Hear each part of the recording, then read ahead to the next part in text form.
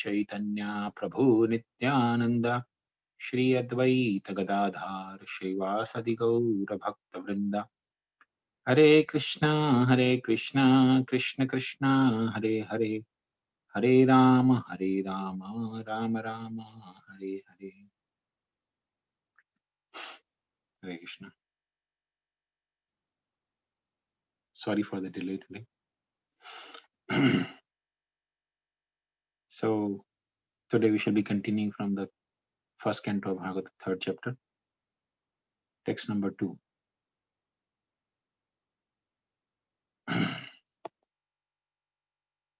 Okay. Yasyambhasi shayanasya yoga nidram vitanvata nandi hridam bhujad asid brahma vishwasrijampati. A part of the Purusha lies down within the water of the universe. From the navel lake of his body sprouts a lotus stem, and from the lotus flower atop the stem, Brahma, the master of all engineers in the universe, becomes manifest.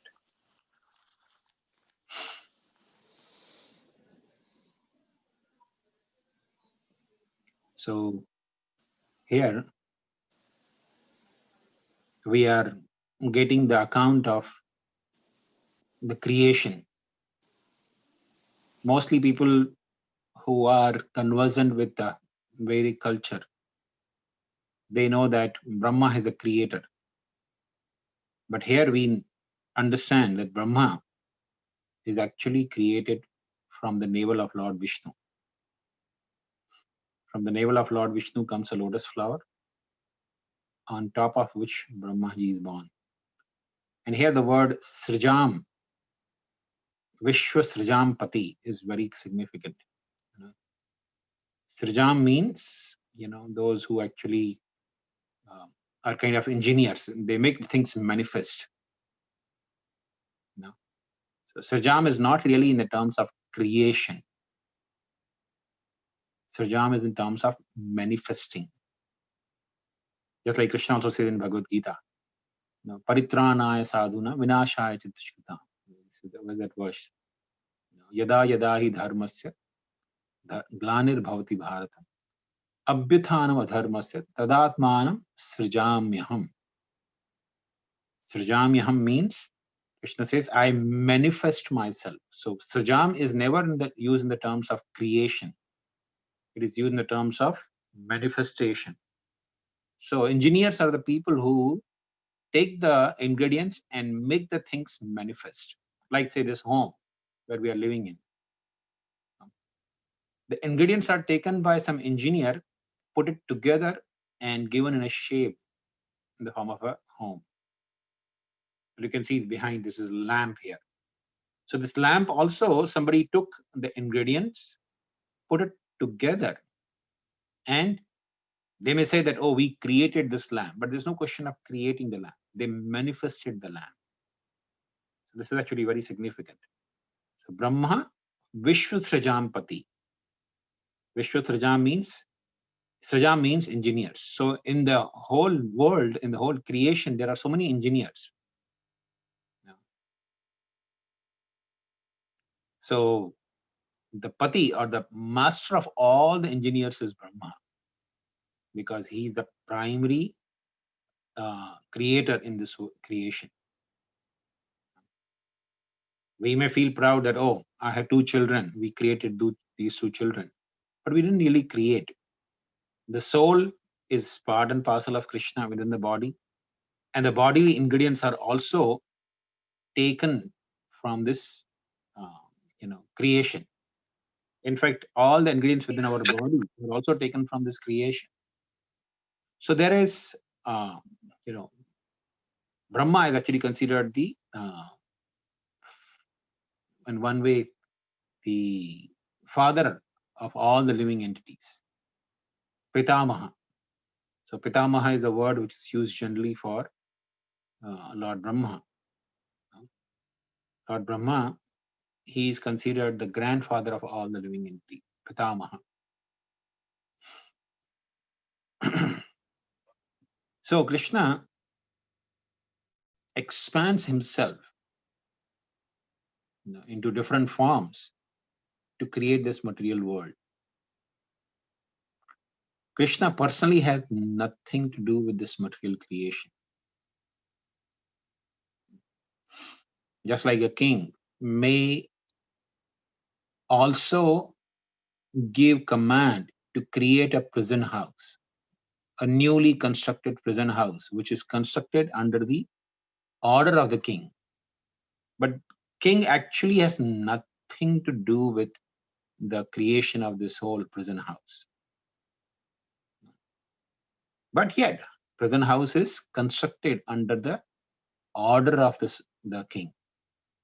Similarly, this material creation is like a prison house. It is created under the instructions of the law. So, in this verse, you are finding the account of how it is created.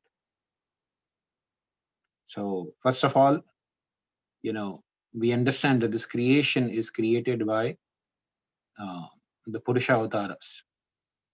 Vishnustu Trini Rupani. So, there are three forms of Vishnu. Ekam Mahatam Srishtim. In one form, he just creates Mahatam Srishtim. The entire material existence is created by him in his one form, that is Karanodakshayi Vishnu. Dvitiyatu Anda Samsitam. In the second form, he enters into each and every universe. That is called Garbhodakshayi Vishnu. Tritiya Sarva Bhutastham. In the third form, as Shirodakshayi Vishnu, he enters as Paramatma in each and every living entity's heart. Tyani Gyatva Muchyate. Anyone who knows these three Vishnus is liberated, becomes free from the material existence. So this Karadakshayi Vishnu is considered the portion or plenary expansion of Sankarshan, secondary Sankarshan. The secondary Sankarshan is nothing but expansion of Lord Narayan, who is expansion of the primary Sankarshan, who all are nothing but expansion from Lord Baladev, who is the first expansion of Lord Krishna. So in this way, the Mahavishnu or Karanadakshayi Vishnu has its ultimately source in Krishna.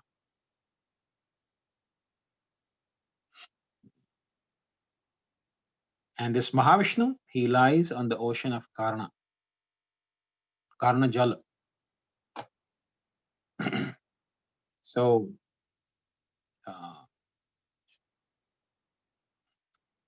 this understanding of creation is described as the spiritual sky, which is filled with Brahma Jyoti, the light emanating from the body of Krishna. So, one portion of that sky, a small portion of that sky is covered with cloud. Just like, you see the vast sky. Like here, it's in the evening, almost like 5:45 in the evening here in Sacramento. So sky is clear, sunny and clear sky. So there are no clouds here.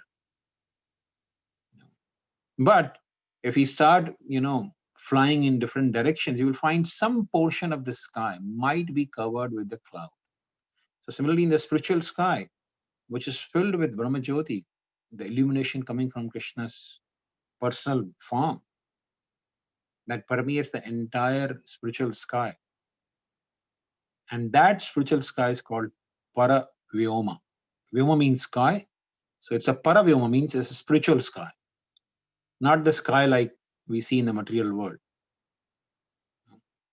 That's a spiritual sky. So in that Para-Vyoma, one portion of the Para-Vyoma is covered by a cloud. And that cloud is nothing but Mahat Tattva. Within that cloud, there is the formation of Karna ocean, the Karna Jal. So within that Karana Jal lies, the Mahavishnu, the plenary portion of the Lord. So he's simply lying in that causal ocean, and he's lying in the Yoga Nidra posture, lying on the bed of Ananta Shesha. He simply glances over material nature.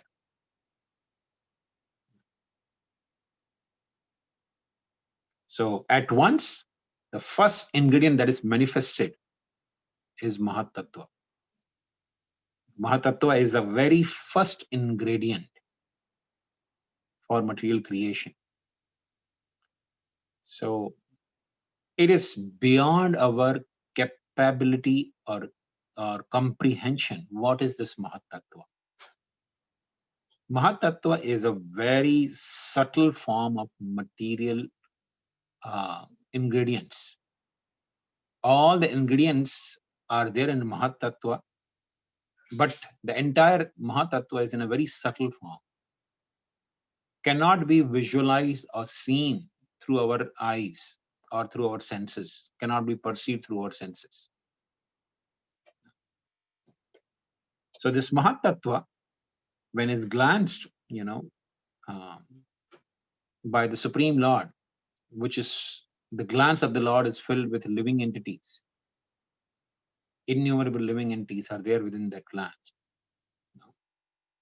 And also the time factor, the energy of Krishna in the form of time is also there in that glance. So time starts agitating the matter, and all the different forms start manifesting, which are occupied. It's like an apartment. So all these apartments are created, all these forms are created by the glance of Mahavishnu, and all the living entities start occupying those apartments, which is nothing but the body. Just like 3 or 4 years back, there was only a ground here, open ground, but they started constructing the homes almost 4 years ago. And I remember even our backside, there were no homes at all. Now this whole community is filled with homes, and every home is occupied with living with people. So similarly, that is how gradually the creation takes place. All the different species are created. So when Mahavishnu is glancing over the matter, Mahatattva is manifested, and all the universes, innumerable universes are created. Lord Mahavishnu enters into each and every universe, and he takes the name Garbhodakshayi Vishnu, because there is also an ocean within each and every universe. There is the ocean outside, which is called Karna ocean, because the universes are coming from the ports of Mahavishnu. They are all within that Karna ocean. But within each and every universe, there's also a big, huge ocean. From our perspective, that's also a very huge ocean. And within that ocean lies, on the top of that ocean, surface of that ocean lies another form of Vishnu, which is nothing but expansion of Mahavishnu, or Garbhodakshayi Vishnu. Karnodakshayi Vishnu. And that Vishnu is called Garbhodakshayi Vishnu. So this Garbhodakshayi Vishnu is again lying there in a sleeping posture. And from his lotus comes, from his navel comes a lotus flower. The stem comes up, and on top of the stem there's a lotus flower. And the engineer of the universe, Brahma, is born on top of that lotus flower. So Garbhodakshayi Vishnu, he's lying in the universe, which is half filled with the ocean, Garbha ocean. And remaining half, universe, which is empty, it has sky, material sky. So Brahma creates all the 14 planetary systems within this half empty sky.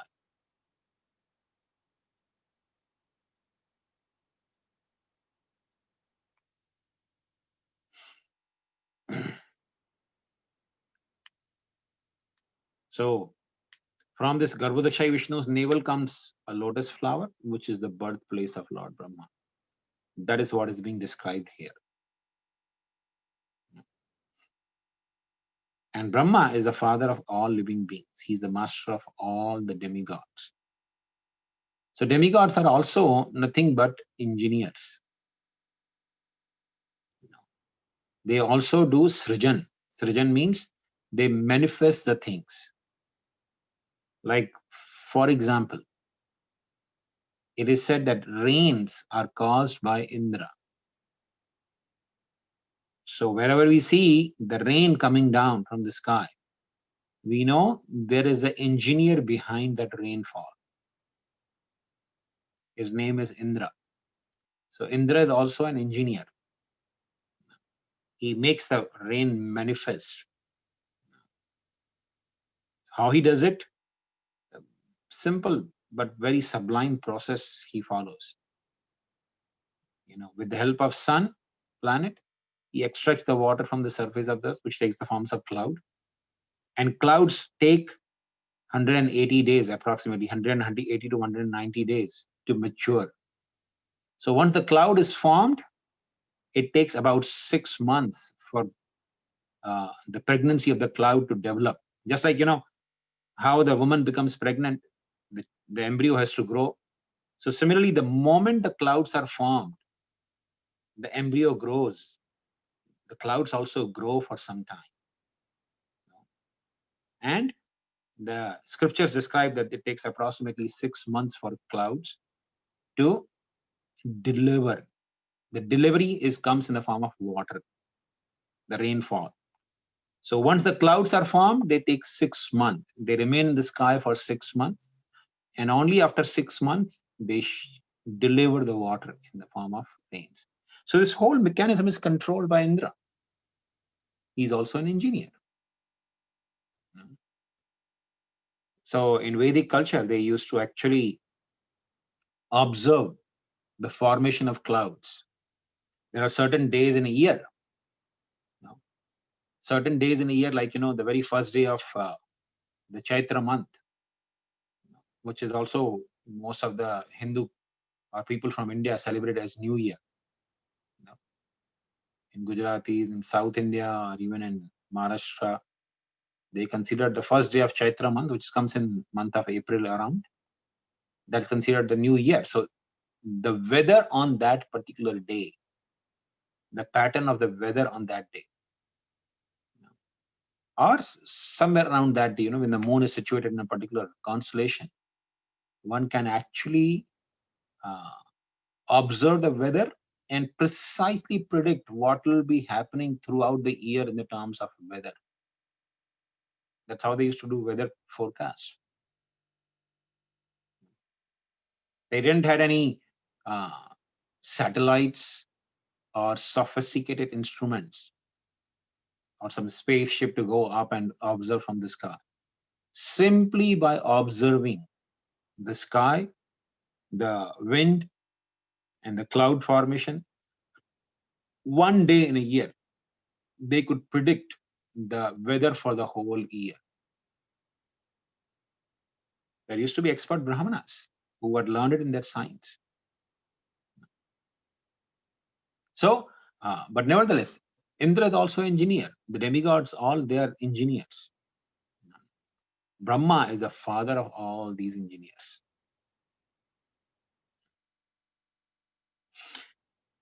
So within the stem of the lotus flower, Brahma creates the 14 planetary systems. So earthly planets where we are living, that is situated in the middle. So there are 6 planetary systems above us, 7 planetary systems below us. So the earth actually comes as a part of upper planetary system, the upper 7, and there are below 7 as well. So the planetary system which are below us are called Atala, Vitala, Sutala, Rasatala, Mahatala, and Patal. The total 7 planetary system below us, and there are 6 above us. So this earthly region is called Bhumandala. Where we live in, it's called Bhumandala. There are 6 planetary systems above us. Bhuvarloka, Swargaloka, and then there is Janaloka, Maharloka, Tapoloka, and Satyaloka. So these are the planetary systems which are above us. So there are total 14 planetary systems which Brahma creates. Now it's very interesting. In the daytime of Brahma, all the 14 planetary systems are there, and there are living entities who live in these 14 planetary systems. They perform activities, they work, they enjoy, they suffer, they create karma, they reap the fruits of karma. But when the night of Brahma comes, it is not in the control of Brahma to stop it. When the night of Brahma comes, the 10 planetary systems out of 14 are inundated with water. They are all destroyed. Up to Swargaloka, everything is submerged into the water. This happens at every night of Brahma. When Brahma goes to sleep, the lower 10 planetary systems are inundated. Sometime the water comes up to Janaloka as well. So then the people living in Janaloka, they are expert mystics. Using the airplane, they go to Mahar or Tapoloka, or sometimes they even may go to Satyaloka to live with Brahma.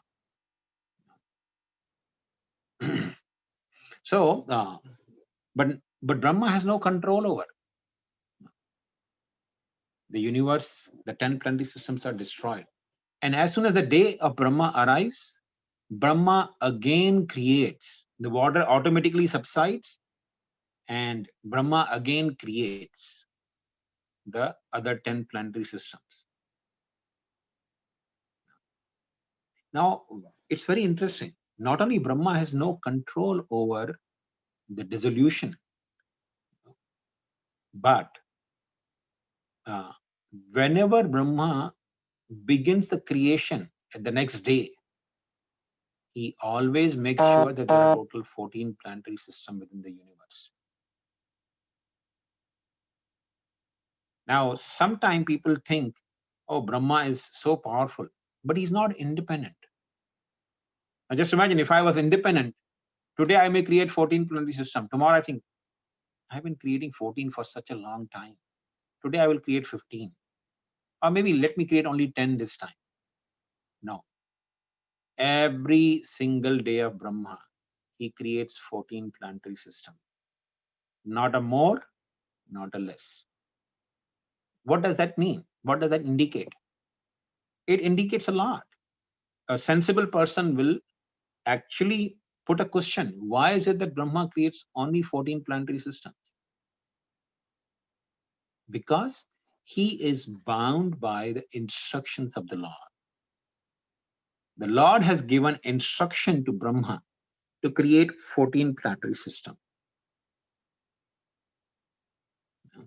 Similarly, at the end of Brahma's day, it is Lord Shiva who actually creates dissolution. He is responsible for destruction of the lower 10 planetary systems. It's very interesting. If it is not the time of dissolution, even if Lord Shiva puts an effort to destroy the universe, he will not be able to destroy even a leaf if Krishna does not sanction. Because Lord Shiva does destruction, the job of destruction, in accordance with Krishna's will, he is able to destroy the universe. Brahma is able to create because he follows the instructions of the Supreme Lord.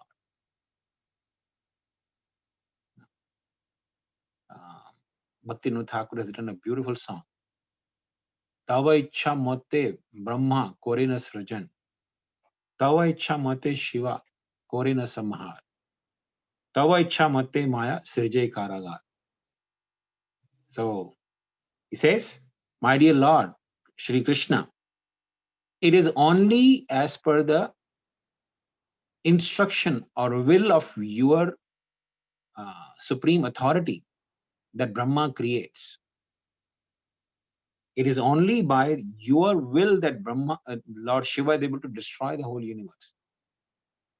And it is only under your direction that Maya manifests and decorates this whole material universe, which is like Karagar, which is like a jail or imprisonment.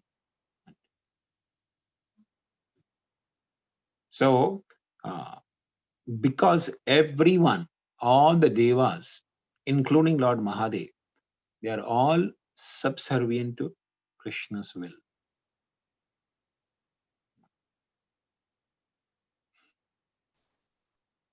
So above the earth, where we are living, that's a earthly region, there are heavenly planets.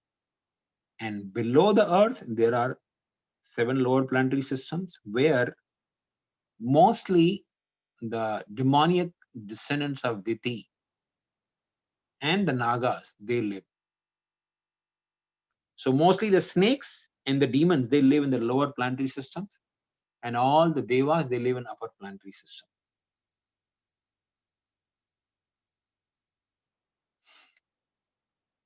And Srila Prabhupada explains that Shirodakshai Vishnu, who is the expansion of Garbhodakshai Vishnu, he is the source of Paramatma. Prabhupada is exactly what Prabhupada is using is collective Paramatma of all living beings. So it is this Shirodakshai Vishnu who expands himself into the heart of each and every living entity within this universe as Paramatma.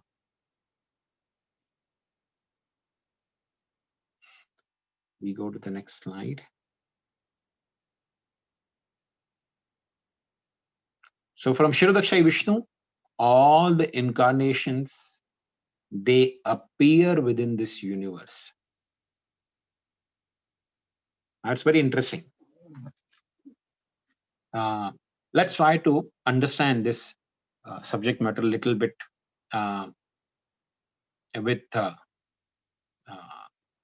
with using our little bit logic. We hear from 10th canto of Bhagavatam that when the earth was overburdened by the demoniac forces, she took the form of a cow and went to Lord Brahma. And Lord Brahma, along with Lord Shiva and all the demigods, they went to Shirasagar. They went to the abode of Shirodakshai Vishnu. And they started praying. They all were praying, but only Brahma could hear. He could communicate with Shirodakshai Vishnu. No one else could. And Brahma heard the message from Shirodakshai Vishnu. I will appear on the earth to destroy the demoniac forces. So Shirodakshai Vishnu said, I will appear. And who appeared? Krishna appeared. Similarly, even from Brahman, we hear that all the devas, they went to, again, Shirodakshai Vishnu. And they prayed to Shirodakshai Vishnu, my Lord, the Ravan is causing so much nuisance. Shirodakshai Vishnu said, I will appear soon. Who appeared? Lord Ramachandra appeared.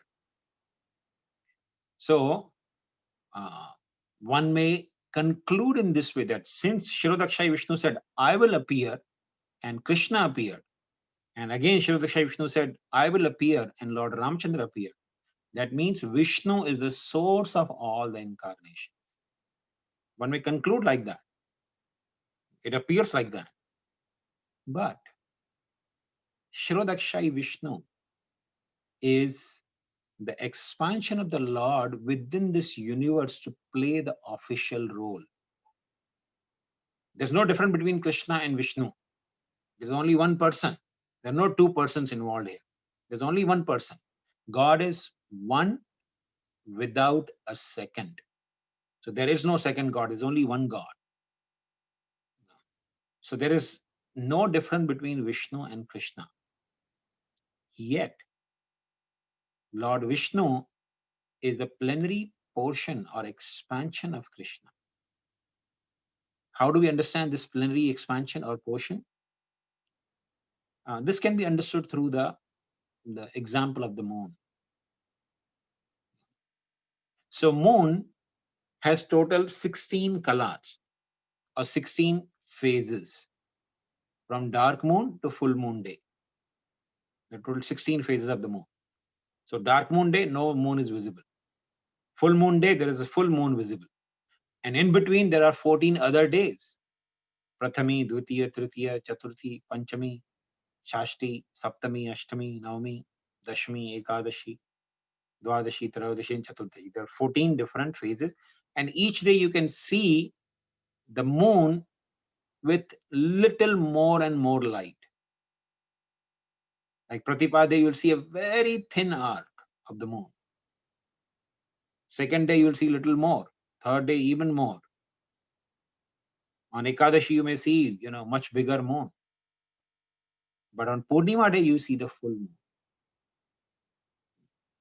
So Krishna is like the full moon. He is eternally present in this universe as Shirodakshai Vishnu. You can say maybe, Ekadashi moon. So the moon that you see on the day of Ekadashi is not a different moon. It's the same moon that we see on Purnima day also. So this Shirodakshai Vishnu is, you can say maybe Ekadashi or Dwadashi moon, where the full splendor of the Supreme Lord is not visible. So when Shirodakshai Vishnu says, I will appear, and Krishna appears through Shirodakshai Vishnu.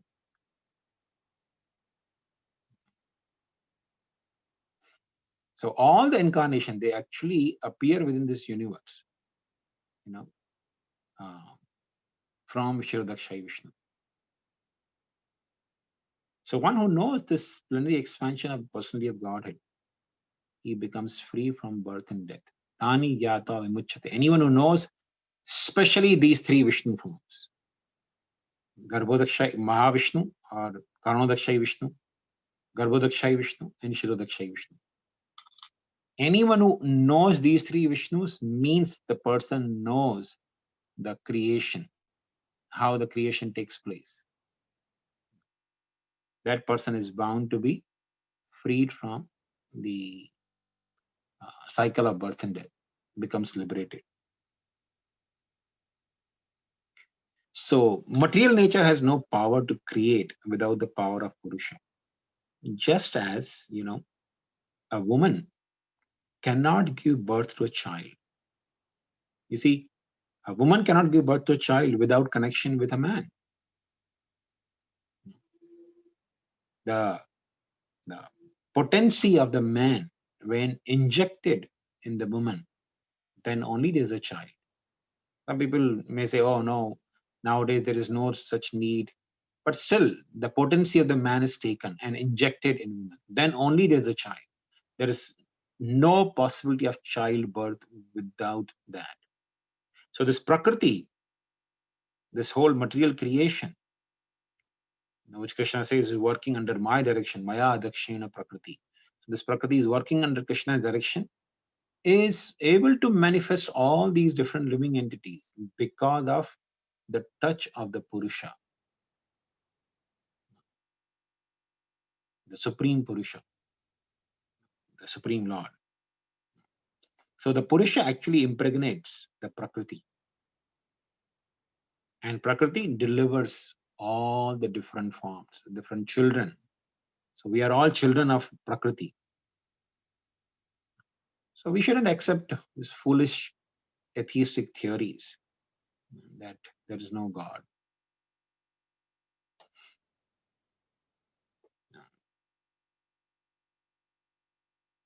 And there is a beautiful example given by Srila Bhakti Thakur. He says, anyone who thinks that material nature can actually create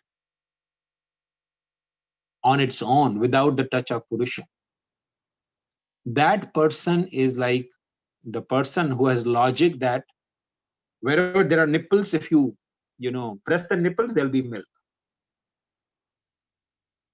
So especially because we are disconnected from village life, we may not be able to relate so much. But there's example given, especially the goat, the she goat in the villages. You know, people sometimes take the milk from she goat as well.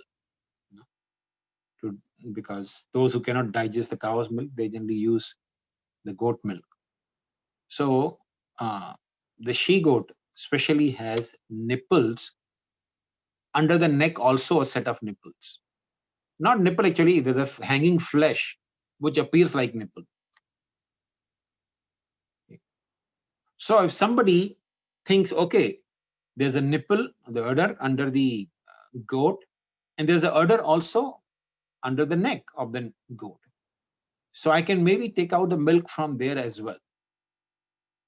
And he starts milking that nipples under the neck of the goat. Do you think he will ever get milk from there? No.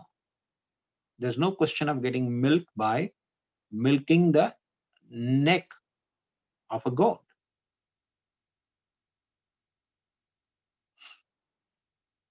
So those who are atheistic, and trying to understand the process of creation, they are like the people who are trying to milk the nipples at the neck of the goat, thinking that this will give me milk.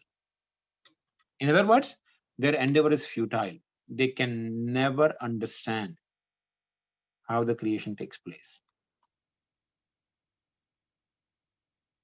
And finally, it says, Lord has unlimited potencies and he can act as he likes by perfect planning. Although the Supreme Lord has nothing to do, no one is greater than or equal to him. So, Supreme Lord Shri Krishna comes to this world also from time to time, simply to attract the conditioned souls, simply to bring the conditioned souls back home, back to Godhead. So this is the sum and substance of the words that we discussed today, that ultimately Brahma is created from Shirodakshai Vishnu, and Brahma is simply an engineer who creates this, who manifests this whole creation. Okay, so I think we'll stop here. If anyone has any